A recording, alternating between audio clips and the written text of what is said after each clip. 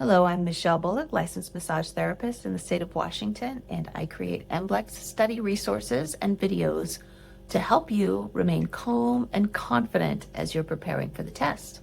In this video, we're going to be talking about all the rest of the pathologies that I didn't get to in the other pathology videos. So we're going to be talking about the endocrine system pathologies, urinary tract, reproductive, and also the mental health conditions that you might be coming across as a massage therapist or body worker. If these are conditions that you need to know more about, go ahead and stay tuned. But first, I just want to remind you that this video is the last in a series that I created in order to produce a course that I'm going to be posting on my website that includes an entire ebook. It's going to be a pretty big ebook that will include not only a list of all the pathologies that you need to know, but will also include worksheets and practice tests for each chapter as you go along to help you dial in that information that you need to know in order to be successful in the massage and bodywork licensing exam. You will be tested on some of these pathologies, absolutely. Remember that the pathology, contraindications, and special populations section of the exam is going to end up being 15%. So watch out for these as you go along. So for right now, you're going to have access to the PDF of the ebook directly from the description below this video. You can click on the link and it's going to take you to the ebook. You just go ahead and download that and you'll have it. But after mid-October, within a few weeks, everything's going to be on the course on my website. So there'll be one link and it's going to take you to all my resources. And one of those is going to be a link to the course. So get that ebook now if you're watching right away after I posted this. And if it by or after mid-October, then you're going to end up going to the course and you get to take it that way anyways. And that's going to be really fun. So without any further ado, let's go ahead and get started on this dog pile of the rest of the pathologies that you're going to need to know. Let's go ahead and start with the endocrine pathologies. Endocrine system plays a vital role in hormone regulation and maintaining homeostasis. When it's imbalanced, it can lead to a variety of systemic symptoms that massage therapists or body workers must approach with care and adaptability. That's a little introduction about that. So the first thing we have for endocrine system pathologies is a very important one that affects our society a lot, and that's diabetes mellitus, a metabolic disorder causing high blood sugar levels due to insulin issues, so pancreatic issues. There are different varieties. There's type 1, which someone is born with, and there's type 2 that is acquired later in life. It may lead to complications like neuropathy, meaning there's nerve damage, and poor circulation.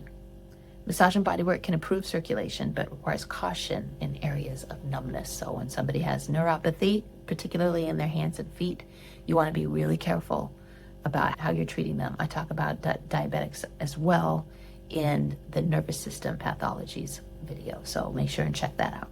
Hypoglycemia is when somebody has high blood sugar levels that is often associated with poor management of diabetes. It's usually from insufficient insulin in their system. The endocrine system regulates the pancreas, which regulates the insulin levels in our body. Symptoms include excessive thirst, frequent urination, fatigue, and blurred vision. Regarding body work, it's important to ensure blood sugar levels are managed and stable before performing massage, as extreme hypoglycemia can lead to complications like coma. Hypoglycemia means blood sugar levels are too low, often occurring in individuals with diabetes as well, because their insulin levels are all over the place, especially right after they've had an insulin injection or taken their insulin medication. They can have a spike in insulin, which drives their sugar levels too low. Symptoms include shakiness, sweating, dizziness, confusion, and weakness. Bodywork is contraindicated if a client is hypoglycemic or showing signs of low blood sugar, as it may exacerbate symptoms. So it's important to ensure the client has had a snack or a drink to stabilize their blood sugar before you go on with the session. So somebody having diabetes in itself is not a problem as long as it's well managed. So when I have somebody that's diabetic that comes in for a massage, if it's the first time that I'm seeing them, I just kind of clarify everything's under control. You're feeling pretty good right now. They're like, yeah. And then I'm like, if at any point in this massage you start feeling weird, because increasing circulation, working with the body in this way can affect the metabolic system as well. So if you're feeling weird at all, let me know right away so that you can make the adjustments that you need to make, because we do not want to cause any complications. And they're like, cool. And I haven't had any trouble with it so far. All right, so hypothyroidism is a condition where the thyroid gland underproduces the thyroid hormone, leading to fatigue, weight gain, and cold intolerances. Massage can help reduce stress and muscle tension for people with hypothyroidism. Hypothyroidism isn't a contraindication for massage at all. Hyperthyroidism is where they have too much thyroid hormone. And these people can have really high-strung energy, which means that they're good candidates for relaxation techniques. So wonderful for them. So the thyroid hormones that are important to hyper and hypothyroidism are thyroxine, which is T4, and triiodothyronine. Triiodothyronine, which is T3. They regulate metabolism, heart rate, body temperature, and other body functions. So that's why it's really important. And yeah, we want to work on reducing stress and muscle tension and just check in on them as we work on it. But either of those thyroid conditions are not a contraindication for massage. Addison's disease is a rare condition in which the adrenal glands do not produce enough hormones, particularly cortisol or aldosterone. Symptoms include fatigue, weight loss, low blood pressure, darkened skin, and salt cravings. Bodywork can help reduce stress and promote relaxation, but should be gentle to avoid overstressing the client's system. Cushing's disease is caused by excessive cortisol production. So too much. Addison's is too little. Cushing's is too much, often due to a tumor in the pituitary gland or prolonged use of corticosteroids. Symptoms include weight gain, especially in the face and abdomen, muscle weakness, thin skin, and high blood pressure. Bodywork can alleviate muscle tension and stress, but should be modified to avoid fragile skin and any areas of edema. In my YouTube video on contraindications for massage, we talk about corticosteroids and the contraindications for that and the adaptations you need to make for that, and that is the same for Cushing's disease. Urinary tract pathologies, or urinary system pathologies, we need to talk about. Disorders of the urinary system, including urinary tract infections, kidney dysfunction, and dialysis dependency, can affect a client's comfort, energy levels, and it can affect contraindications for body work, requiring thoughtful treatment planning. First of all, urinary tract infections, also known as UTIs, are bacterial infections that affect the urinary tract. It can go all the way from the urethra to the bladder. Symptoms include frequent painful urination, urgency, the feeling like you have to pee even though you don't, lower abdominal discomfort if it reaches the bladder. Bodywork is generally safe if the client is not acutely ill, but avoid abdominal work and ensure the client is well hydrated and comfortable if they need to go to the bathroom. Help them out in that way. That's why it's kind of nice to have bathrobes in your room so that they can easily, without having to go through and get all dressed, run to the bathroom if they need to. But if somebody's having a pretty intense urinary tract infection, they're probably not signing up for massage. If they're experiencing fever, always fever is a systemic contraindication, so we don't massage them. But just a mild lower urinary tract infection, they might just need to go to the bathroom sometime during the treatment. Kidney stones are hard mineral deposits that form in the kidneys and may cause severe pain, especially when passing through the urinary tract. Symptoms include intense flank pain, nausea, and blood in the urine because the stones are scratching on their way through. Bodywork is contraindicated during acute episodes. If they're in too much pain, they're not going to be coming in, but can be helpful for relaxation and muscle tension once the stone has passed or been treated, because they're going to be really tense from the pain. All right, nephritis. Neph is referring to the kidneys. Itis is referring to inflammation. So inflammation of the kidneys, often caused by infections, a urinary tract infection can reach the kidneys, or autoimmune conditions can attack the kidneys as well. It can result in swelling, fatigue, high blood pressure, and changes in urine output. So body work is contraindicated during an active infection of any kind or kidney inflammation. So if they're having discomfort, it can be supportive during recovery or reduced stress and muscle tension after they've been cleared medically. So if you're massaging somebody's back and they're very tender on the sides, lateral to the quadratus lumborum, the QLs, that could be a sign of some kind of kidney distress if they aren't already aware of that. Kidney failure occurs when the kidneys lose the ability to effectively filter waste from the blood, leading to buildup of toxins and fluid imbalance. Kidney failure can change your blood pressure in that way. Symptoms can include swelling, fatigue, confusion, and changes in urination.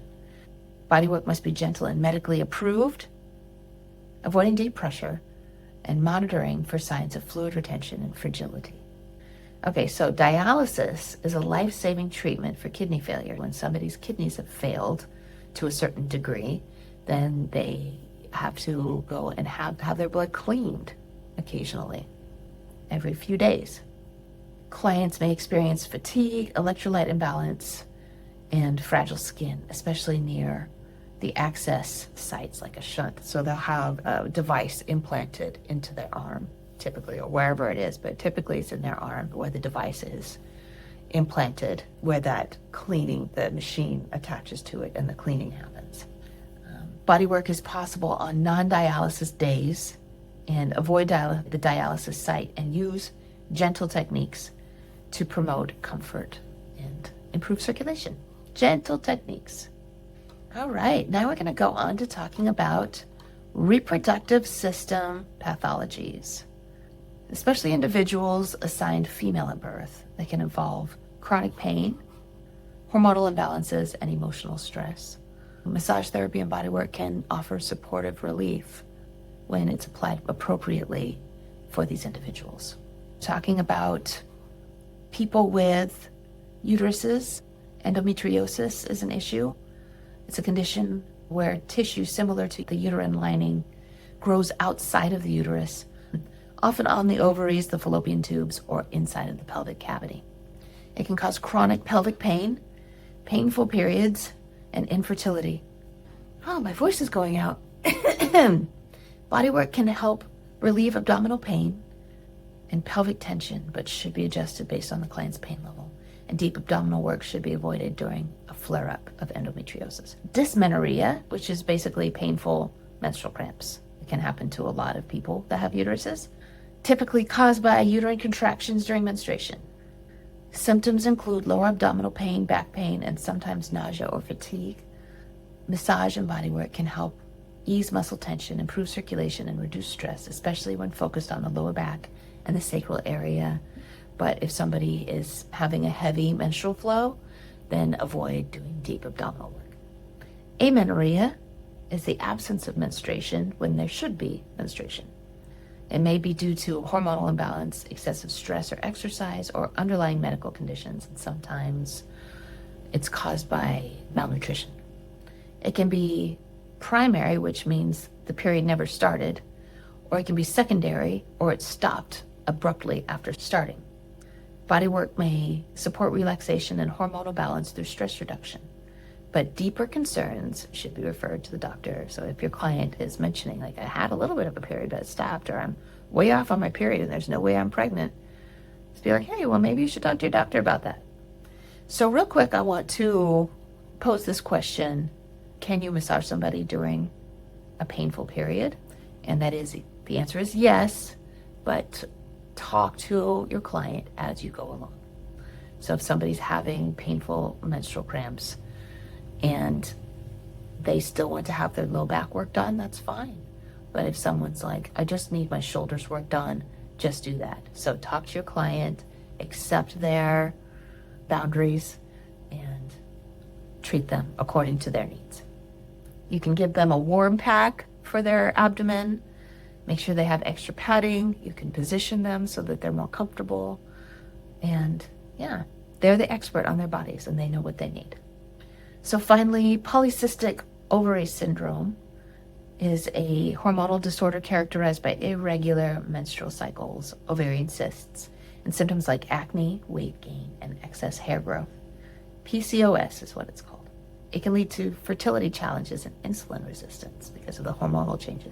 So body work is not a cure, but it can help with stress relief. It can increase circulation, and it can help manage muscle tension associated with the chronic symptoms of PCOS. So now we're going to talk about sexually transmitted infections. Why is that important for massage therapists and body workers? Well, first of all, because of universal precautions, and second of all, so that you can understand what's going on with your clients. Someone who has a fever, someone who has active inflammation of any kind, is a systemic contraindication. We don't work on them. So let's go on and learn more details about these sexually transmitted infections. Chlamydia is a bacterial infection affecting the genital tract, but it can also infect the eyes, the throat, and the rectum. It causes mild symptoms or no symptoms at all, and untreated infections can lead to complications like infertility. Massage and body workers should avoid direct contact with affected areas and encourage clients to seek treatment. Gonorrhea is another bacterial infection that affects the genital area, rectum, and throat, with symptoms like discharge, pain during urination, or swelling. Like chlamydia, it can cause serious health complications if it's left untreated, including pelvic inflammatory disease and infertility. So avoid actively working on these people and recommend medical care. Now, syphilis is also a bacterial infection, but it progresses in stages, starting with a painless sore, which is called a canker, followed by rashes and sores in later stages. We don't work on open wounds. If untreated, it can lead to severe complications affecting the heart, the brain, and other organs. So don't work on open sores or rashes. Send them to their doctor. HIV is human immunodeficiency virus. It attacks the immune system, potentially leading to acquired immunodeficiency syndrome, which is also known as AIDS. It's transmitted through body fluids such as blood, semen, and vaginal fluids, and can be managed with antiretroviral therapy. Body workers should follow universal precautions to prevent exposure to bloodborne pathogens, but otherwise, people with HIV that are not actively infected with anything else are fine for massage and body work. Herpes simplex virus, which I talked about also in the Integumentary system Pathologies video. It's a sexually transmitted or transmitted at birth virus that can create sores or blisters around the mouth or in the genitals. The infection can spread even when sores are not present, so body work should be avoided over active lesions so you don't spread it. And always universal precautions, no matter who you're working with, whether they have a sore or not. That's why it's important. HPV is human papillomavirus, which is genital warts. So the warts can be anywhere in the genital area. And so we should avoid areas with visible warts and advise the clients to seek treatment if it's necessary. Trichomoniasis is a parasitic infection caused by the Trichomonas vaginalis, leading to genital discomfort, itching, and abnormal discharge. It's commonly asymptomatic in men, but it can cause significant symptoms for women. Body workers should avoid affected areas and recommend that clients see a healthcare provider for proper treatment. Let's talk about universal precautions. Maybe I should have started that before I started talking about STDs. So universal precautions are a set of infection control practices used in healthcare to prevent the transmission of diseases that can be spread by contact with blood, body fluids, and non-intact skin and mucous membrane. These guidelines assume that all clients carry infectious agents regardless of their known health status. So even if they are totally asymptomatic, even if they're feeling awesome, no matter what the body fluid is, we don't touch it. We wash everything. Standard procedures include hand washing, using gloves and protective barriers, safely handling sharps and properly sanitizing surfaces and equipment. So for body workers, I go into deeper detail here. Always wash your hands before and after each session. Wear gloves when you're in contact with broken skin, body fluids, or mucous membranes when it's possible. Sanitize all surfaces and linens between sessions. Use clean linens for every client, no exceptions. When in doubt, refer out and prioritize your client's safety and your own safety. So if you're practicing universal precautions, you don't have anything to worry about when you're working with your clients. Okay, so moving on, we're going to talk about other miscellaneous pathologies in a minute, but first we're going to talk about mental health conditions that you need to be aware of and compassionate about as a massage therapist and body worker. So we are going to be working with people that have a variety of mental health issues, and those can occur on a spectrum, and it's important for us to be compassionate and to show care for these individuals, especially when it comes to being vulnerable on a table, prone, laying face up or face down on a table in a room alone with you.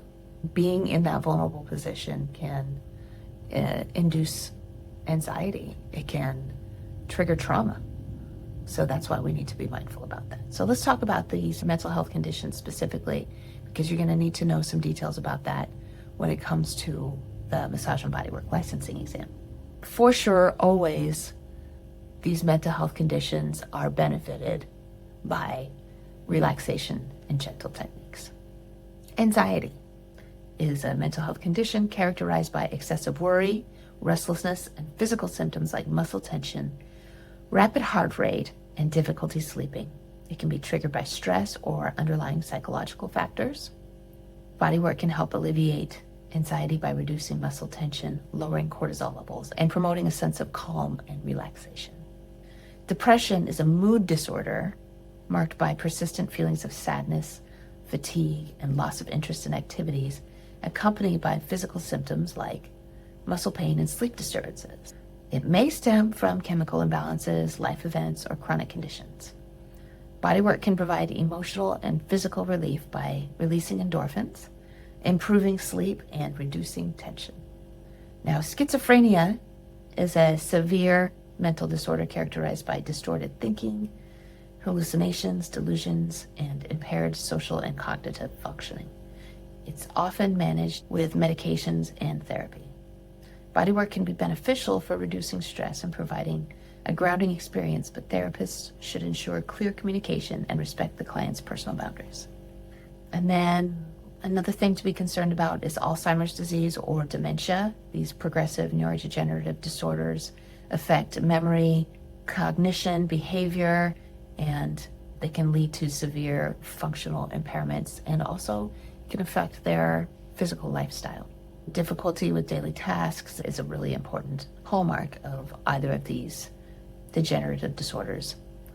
Bodywork can help reduce the stress. It can promote relaxation and improve sleep. But techniques should be gentle and adaptable to the client's cognitive and physical needs. So finally, concussion is really important, specifically for your clients that have been through a whiplash incident, like an auto accident, or they've had an injury in sports events, and they'll come to you. We don't work on, as massage therapists and body workers, we don't treat people who are still in the acute stage of inflammation after an injury. And sometimes it doesn't look like they've had an injury. So they'll come to us saying that they have headaches. They're having headaches and they're having muscle tension. And we go to ask them questions, and these are the kinds of symptoms that we're going to be looking for. Headaches, dizziness, confusion, nausea, and sensitivity to light or sound. Recovery does require some physical treatment, but also cognitive rest. Bodywork should be avoided during the acute phase, like I said, but once cleared by a healthcare provider, then gentle techniques building up over time to just regular massage therapy or deep tissue work is the path that you need to be taking with somebody who has a concussion. But I worked at an injury clinic, and so I saw a lot of people that were coming in for treatment after being referred by a physician. They were referred to us for whiplash treatment, and the person had a concussion, but they were not diagnosed with a concussion. So just be aware that that's a possibility when somebody has had some kind of a blow or they've been in a traumatic accident. If they have not been diagnosed with a concussion and they come to you and advise that they express those symptoms to their physician and get a diagnosis for that. So let's look a little bit deeper into signs of a concussion that you need to look for as a body worker so that we can dial this in. This is super important. Persistent or worsening headaches, dizziness, confusion or difficulty concentrating, nausea or vomiting, sensitivity to light or sound, mood changes or unusual irritability, sleep disturbances, which is sleeping too much or sleeping too little, trouble with balance or coordination, and visual disturbances like double vision or blurred vision, which can go on for days or weeks after an accident. I've seen it go on for some people for a month. Be aware of that. Remind your client to get to a doctor to talk about those. And maybe they'll be able to get a physician's note for bed rest from work and things like that so that they can recover. Considerations for cancer treatment. When working with clients with a history of cancer or tumors, body workers must understand the differences between benign and malignant growths and modify techniques accordingly, often requiring specialized oncology training. So, a general overview about cancer. Cancer is a group of diseases marked by uncontrolled and abnormal cell growth that can invade nearby tissues or spread, which is also known as metastasizing, to other parts of the body. The effects of cancer and its treatments, like chemotherapy, radiation, and surgery, can lead to fatigue, pain, nausea, and emotional distress. Bodywork can be beneficial for supporting relaxation, easing muscle tension, and improving quality of life. But oncology massage requires specialized training to modify pressure, positioning, and timing appropriately. Therapists must work closely with the client's medical team and avoid massaging directly over tumor sites, ports, or areas affected by radiation. Let's just talk for a second about what oncology massage is. Certified oncology massage refers to a form of bodywork specifically adapted for people living with or recovering from cancer. Therapists trained in this modality learn how to adjust their approach based on the stage of cancer, type of treatment, side effects, and overall medical considerations, avoiding contraindicated areas, pressure modifications, positioning for comfort, and emotional sensitivity, making the sessions safe, supportive, and deeply healing for the client. That is the benefit of a certified oncology massage therapist. So let's talk about the difference between malignant and benign tumors.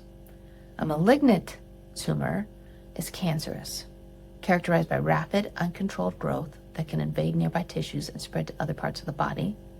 Metastasis is what it's called. These tumors are often life-threatening and require aggressive treatment like surgery, chemotherapy, or radiation. They typically have irregular shapes, poorly defined borders, and abnormal cells under a microscope. Whereas a benign tumor is non-cancerous. It's a growth that remains localized and doesn't invade surrounding tissues or metastasize. It usually grows slowly, has well-defined borders, and is less likely to cause harm, although they can still cause issues if they're pressing on organs or other structures. Treatment may not be necessary unless the tumor causes discomfort or functional problems, like pressing into nerves, which can cause pain, which you might be seeing a client that says they're experiencing pain and you can't get to the bottom of it. There could be something deeper going on. So that's something to know about benign tumors. In the ebook, I have a little chart about the differences between malignant and benign tumors, so check that out. Just a few more things. We're going to talk about some chronic and systemic conditions to be aware of as a body worker or massage therapist. A systemic condition affects multiple systems in the body, and body workers should use caution, avoiding treatment during flare-ups or an infection. So why we should avoid body work during systemic illness. I talk about this in my contraindications video. Massage and body work increases circulation and lymphatic flow, which is great under normal conditions, but risky during systemic illnesses like the flu or full body infections or a fever. These conditions already tax the immune system and increase inflammation throughout the body, but massage can worsen the symptoms, spread pathogens more rapidly, or delay recovery. So it's best to postpone sessions until the client is fully recovered. And when in doubt, always reschedule and encourage your clients to rest. So let's talk about some specific systemic issues. So we have chronic fatigue syndrome, also known as myalgic encephalomyelitis, a condition causing extreme fatigue and improved by rest, and has to last 6 months or more to have that diagnosis, often accompanied by muscle pain and brain fog. Body work can help improve relaxation and reduce the symptoms, including that muscle tension. So it's good, as long as somebody's not having any other complications. Lupus is an autoimmune condition causing systemic inflammation, joint pain, and fatigue. So the symptoms can vary, but they usually involve the skin, the kidneys, or the heart. So avoid body work during a lupus flare-up of any kind. I talk a little bit in the ebook about systemic infections. In the previous video, I talked about cold and flu, how you shouldn't be working on someone with a systemic infection. But also there's like sepsis, where somebody's had a bacterial infection and it's entered the bloodstream. So absolutely contraindicated. Non-specific conditions or sensory conditions, we've got tinnitus, which is the perception of ringing or buzzing or other phantom sounds in the ears without an external source. It can be caused by hearing loss, nerve damage, or loud noise exposure. And then also underlying conditions like temporomandibular joint disorder, head and neck tension can affect tinnitus.